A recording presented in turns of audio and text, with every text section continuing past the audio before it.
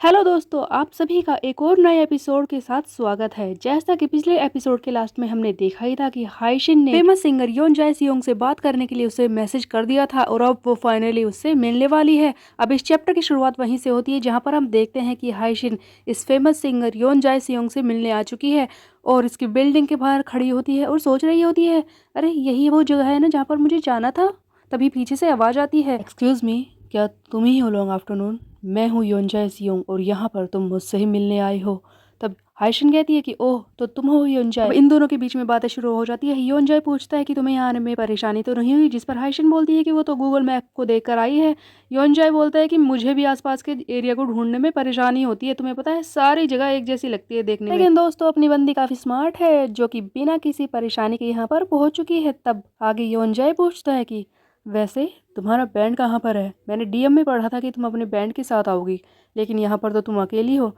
जिस पर हाइशिन बोलती है कि देखो, सच तो ये है कि मेरा कोई बैंड है ही नहीं। जब मैं गाने रिकॉर्ड करती हूँ तो मेरे साथी बस मेरा साथ ही देते हैं, इसके अलावा मेरा कोई यूजुअल बैंड नहीं है। जिस पर योंजा हैरान हो जाता है कि क्या तुम एक सोलो आर्टिस्ट हो? तब हाइशिन बताती है कि हाँ, मैं अकेले ही काम करती हूँ। वैसे भी जब भी मुझे गाने रिकॉर्ड करने होते हैं तो मेरे अंकल के साथ ही मेरा साथ देते हैं, और हमारा जो ड्रमर है वो तो अभी भी एक स्टूडेंट है, इसीलिए उन्हें सबको अपना काम था और वो मेरे साथ नहीं आए।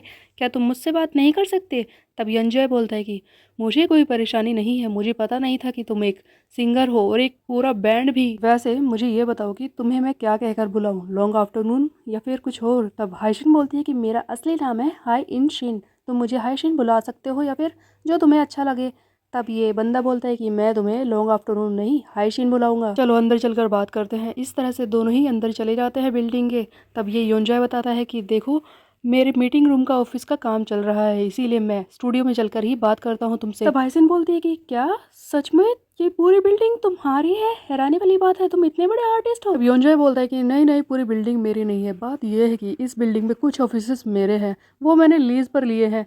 लेकिन हाँ, ऐसा हो सकता है कि जिस नए लेबल पर, जिस नए काम पर मैं लगा हूँ, उससे ऐसा हो सकता है कि मैं पूरी बिल्डिंग ही खरीद लूँ। यू नेवर नो, मैं एक नया लेबल जो बना रहा हूँ। दोस्तों, लेबल बेसिकली कह सकते हैं कि किसी तरह का ब्रांड, ये अपना एक ब्रांड बना रहा है और चाहता है कि हाइशिन उसमें काम करे। अब ये योंजय हाइशिन की शक्ल की तरफ देख रहा होता है कि लेबल की बात सुनकर भी ये खुश नहीं हुई। इसकी अटेंशन पाना तो बहुत ही ज़्यादा मुश्किल है। लेकिन उधर हाइशिन वो सोच रही होती है कि अरे यार, कल रात पूरी रात से मैं रिकॉर्डिंग कर रही हूँ, उससे पिछली रात भी नहीं सो पाई। हाँ, मैं बहुत थकी हुई हूँ। बेसिकली दोस्तों, योंजाय तो हाइशिन को इम्प्रेस करने में लगा पड़ा था अपने ब्रांड और बाकी सारी चीज़ों के बारे में बताकर, लेकिन हाइशिन ने बिल्कुल ध्यान ही नहीं दिया और इसका हो गया पोपट। अब दोनों ही स्टूडियो में आ चुके हैं। तब योंजाय बोलता है कि क्या लेना चाहती हो तुम, कॉफ़ी, टी या फिर मैं कुछ और मंगा लूँ, बियर वगैरह? तब हाइशिन बोलती है कि नहीं नहीं, इसकी ज़रूरत नहीं है, बस तुम मुझसे बात करना शुरू करो कॉन्ट्रैक्ट के बारे में। योंजाय हंसते हुए अपना कॉन्ट्रैक्ट निकाल कर इस हाइशिन को दे देता है और कहता है कि तुम इसे पढ़कर चेक कर लो। हाइशिन जैसे ही कॉन्ट्रैक्ट पढ़ती है, वो बोलती है कि अगर मैं तुम्हारे साथ कोलैबोरेशन करने को तैयार हो जाती हूँ तो क्या मैं दुनिया के सामने जाकर लाइव परफॉर्मेंस करूंगी, मेरा फेस रिवील हो जाएगा? योंजय बोलता है कि नहीं नहीं, ऐसा जरूरी नहीं है। देखो, अगर तुम मेरे साथ आकर परफॉर्मेंस करना चाहती हो तो कर सकती हो, बट अगर तुम ऐसा करना नहीं चाहती और छुप कर रहना चाहती हो तो भी मैं ओके हूँ। वैसे भी मैंने तुम्हें इसीलिए यहाँ पर नहीं बुलाया कि मैं सोच रहा था कि तुम्हारे साथ काम करना सक्सेसफुल होगा, मेरा काफी फायदा होगा। नहीं, ऐसी सोच मेरी नहीं थी, बल्कि मैं दिल से चाहता था कि तुम्हारे जैसे टैलेंटेड आर्टिस्ट वो दुनिया के सामने अपना टैलेंट दिखाए, तुम्हारी आवाज़ सबके सामने आए। इसीलिए मैं तुम्हारे साथ काम करना चाहता हूँ, और अगर तुम छुप कर रहना चाहती हो तो मुझे इस बात से कोई दिक्कत नहीं है। अब हाइशिन तो इसके ऑफर को रिजेक्ट करने के बारे में ही सोच रही थी, क्योंकि इसमें लाइव परफॉर्मेंस वगैरह लिखा हुआ है ना। लेकिन हाइशिन इस बंदे की बात सुनकर हैरान रह जाती है कि इसे तो कोई फ़र्क ही नहीं पड़ा, ये तो चाहता है कि मैं लाइव परफॉर्मेंस ना करूं। कहीं ये मेरे साथ डील क्रैक करने के लिए नाटक तो नहीं कर रहा, या फिर ये सचमुच इतना अच्छा है जो मेरी आवाज़ को प्रमोट करना चाहता है। बंदे ने फाइनली हाइशिन को इम्प्रेस कर ही लिया। उसके बाद ये बंदा योंजाय बोलता है कि देखो चलो, सबसे पहले डेमो गाना सुन ही लेते हैं, तुम बताओ कि ये म्यूजिक कैसा है। उसके बाद ये गाना बजाना शुरू कर देता है। दोस्तों, इस बंदे ने पूरा म्यूजिक बना रखा है जिस पर सिर्फ आवाज़ रिकॉर्ड करनी है, जिसे हाइशिन सुनकर हैरान हो जाती है और चिल्लाने लगती है कि ये सब क्या है, तुम क्या चाहते हो? कि तुम्हें बस एक ऐसा आर्टिस्ट चाहिए जो इस पर आवाज़ दे? पूरा गाना तो तुमने पहले ही बना कर रखा है, तुम्हें क्या लगता है कि मैं इस तरह से काम करूंगी? हटो रास्ते से। और ये उस बंदे को हटाकर वहां चेयर पर बैठ जाती है। देखो, तुम्हारा गाना तो किलर है, लेकिन मुझे सिर्फ ऐसा काम नहीं करना जिसमें मेरी सिर्फ आवाज़ और म्यूजिक मेरा ना हो। तुम्हें क्या लगता है कि मैं किसी और के लिए काम करूंगी? हाँ, हटो रास्ते से। और ये एक एक करके इसमें से कुछ नोट्स डिलीट करने लगती है और वो बंदा पीछे खड़े खड़े रो रहा होता है कि अरे यार, मैंने कितनी रात लगाई है इस गाने को बनाने में और ये लड़की क्या कर रही है, म्यूजिक डिलीट कर रही है। उधर आयशा अपने मन में सोच रही होती है कि वैसे तो इसका गाना काफी ज्यादा अच्छा है और इस म्यूजिक में बदलने जैसा कुछ नहीं है, लेकिन मेरे जितने भी फैंस हैं, खासकर योन, उसे तो सिर्फ मेरा म्यूजिक स्टाइल ही पसंद है।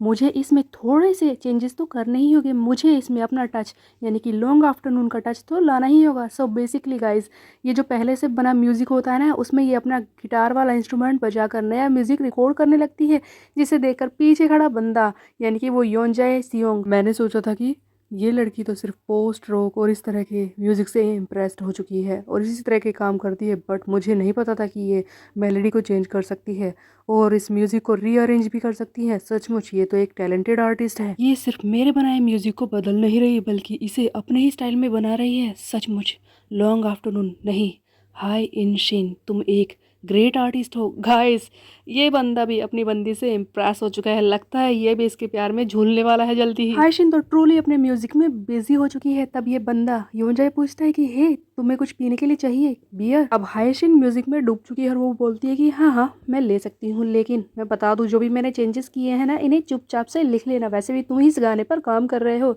याद रखना इस बात को। सो गाइस, इनका भी थोड़ा बहुत कनेक्शन शुरू हो चुका है। अब यहाँ से हमें सीन को शिफ्ट करके दिखाया जाता है, हमें दिखाया जाता है योन, जहाँ पर वो कॉलेज में होता है और किसी असाइनमेंट पर काम कर रहा होता है और सोच रहा होता है कि अरे ये थोड़ा सा बोरिंग लग रहा है, मुझे नहीं लगता कि मैं इसे कर पाऊंगा, थोड़ा सा ब्रेक ले लेता हूँ। फिर ये उठकर वहां से जाने लगता है। बाहर आने के बाद योन सोच रहा होता है कि कितना थकावट भरा था, बस बहुत ही जल्दी मिड अप्रैल में मुझे थोड़ा सा तो ब्रेक मिलने वाला है, इन सब चीज़ों से आज़ादी मिलेगी। थोड़े दिन बाद मुझे जॉब फेयर में जाकर एक नौकरी भी हासिल करनी है, मुझे हर चीज़ के लिए प्रिपेयर करना है।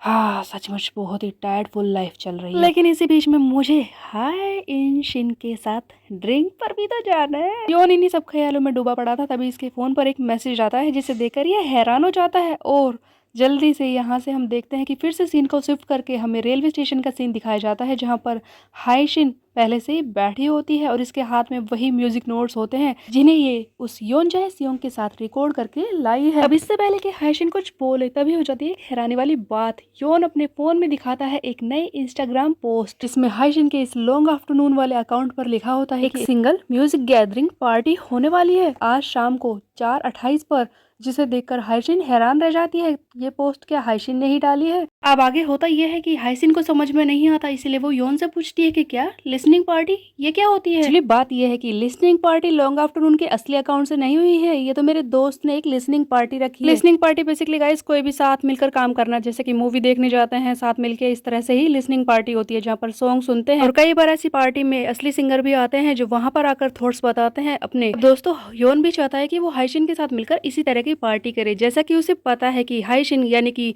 लॉन्ग आफ्टरनून का नया गाना आने वाला है 28 अप्रैल को, वो भी 4:28 पर। इसीलिए वो हाइशिन से पूछता है कि क्या तुम मेरे साथ उस दिन गाना सुनने चलोगी मेरे घर पर? इस पर हाइशिन बोलती है कि क्या सॉन्ग लिसनिंग पार्टी, वो भी बिना सिंगर के? तुम्हें लगता है कि थोड़ा अजीब नहीं होगा? वैसे भी हम दोनों वहां पर क्या बातें करेंगे? तब योन बोलता है कि हम आपस में बात कर सकते हैं, हमें मजा आएगा और हम दोनों साथ में ड्रिंक भी कर सकते हैं हमारे घर पर। हाइशिन बोलती है, ओ तो ये है तुम्हारा असली प्लान, तुम मेरे साथ ड्रिंक करना चाहते हो है ना? ये सुनते ही योन चौंक जाता है और कहता है कि नो नो, मैंने ऐसा नहीं सोचा था। और वो पीछे मुंह घुमाकर बोलता है कि देखो, वैसे सच कहूँ तो मेरा मतलब है तुम्हारे साथ ड्रिंक तो करना चाहता था, इसीलिए मुझे एक बहाना तो चाहिए ही था ना। तब यो उनको इस तरह से शर्माते हुए देखकर हाइसिन हंसने लगती है और अपने मन में सोचती है कि ये कितना क्यूट है। तब हाइसिन योन से बोलती है कि देखो, मैं सबसे पहले अपना ना शेड्यूल चेक कर लेती हूँ, कहीं मुझे कुछ काम तो नहीं है। तब हाइसिन अपने फोन में अपना शेड्यूल चेक करती है, जहाँ पर देखती है कि 28 तारीख को ही तो इसे रिकॉर्डिंग करनी है और इसके पास टाइम नहीं होगा, शाम को ही तो गाना रिकॉर्ड करना है। गाइस, बंदे के चक्कर में तो ये बंदी भूल ही गई थी कि इस गाने के सिंगर भी तो ये खुद ही है। तब हाइसिन मना कर देती है और बोलती है कि वो बात ये है योन की, मुझे भी ना उस दिन स्टूडियो में काफी देर तक रहना पड़ेगा, इसीलिए मैं तुम्हारे घर पर नहीं आ पाऊंगी। अब हाइसिन के मना करते ही योन की सारी एक्साइटमेंट खत्म हो जाती है और वो अपना मुंह लटका लेता है, बहुत ही ज्यादा उदास हो जाता है, जिसे देखकर हाइसिन कहती है कि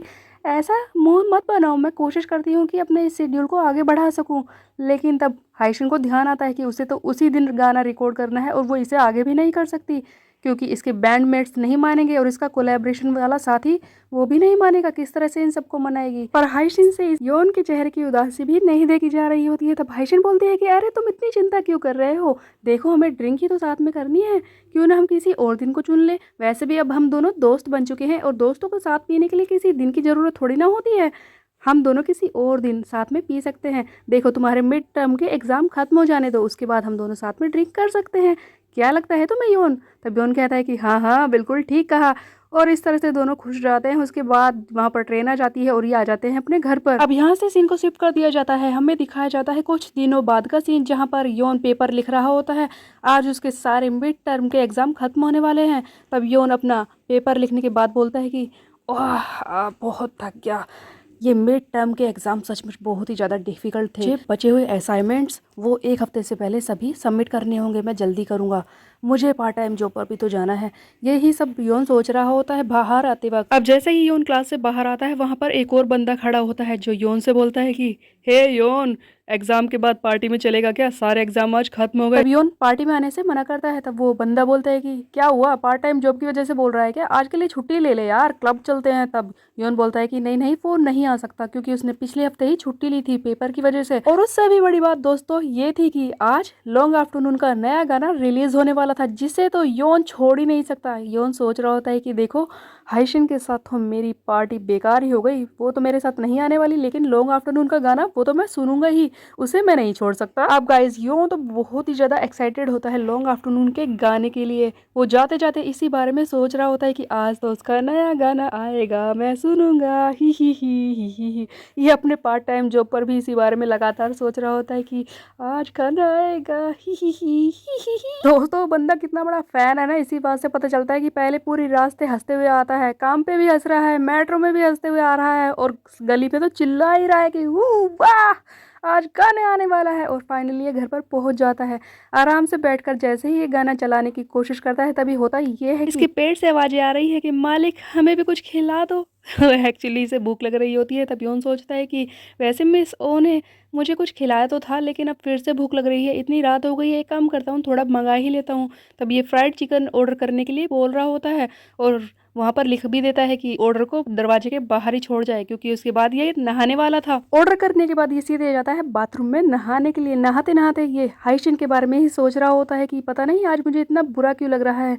वैसे तो लॉन्ग आफ्टरनून का गाना आने वाला है, ये अच्छी बात है, पर हाइशिन के बिना मेरा मूड ऑफ है, ऐसा लगता है कि मैं अकेला हूँ। आज पहली बार मुझे अकेला सा फील हो रहा है। हाइशिन के ख्यालों में ये पूरी तरह से डूबा हुआ था। तभी बाहर से डोरबेल की आवाज आने लगती है, ding dong ding dong ding dong. John कह रहा होता है कि अरे कौन बेवकूफ है, मैंने पहले ही बोला था कि दरवाजे के बाहर छोड़ के चले जाना, फिर भी ये लोग बैल बजाए जा रहे हैं, आज तो मैं इसे नहीं छोड़ूंगा।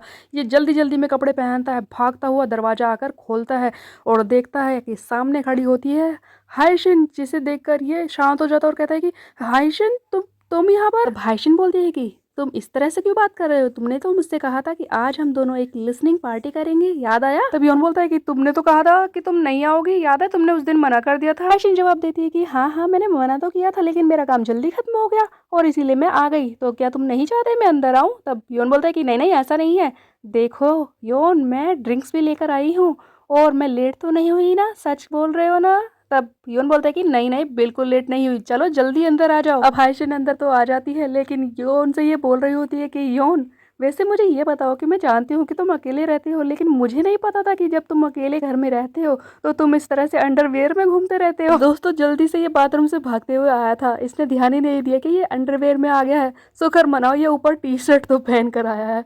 तब योन पीछे की तरफ मुड़ता है और चिल्लाता है कि मुझसे गलती हो गई, और ये जल्दी से भागता है, वहां से पैंट पहन कर आता है। उधर हाइशिन जोर जोर से हंस रही होती है। योन सोच रहा होता है कि अरे यार मैंने गड़बड़ कर दी, मैं क्या कर रहा हूँ, हाइशिन आ गई और मैंने क्या गंद फैला रखा है, मैंने तो आज कूड़ा भी बाहर नहीं निकाला, वो मेरे बारे में क्या सोचती होगी। पर अपनी बंदी है दोस्तों बहुत ही ज्यादा कूल, और वो बोलती है कि हे योन मेरी बात को ध्यान से सुनो, वैसे तुम मुझे अपने कपड़े दे सकती हो ना, जैसे तुमने पिछली बार दिए थे।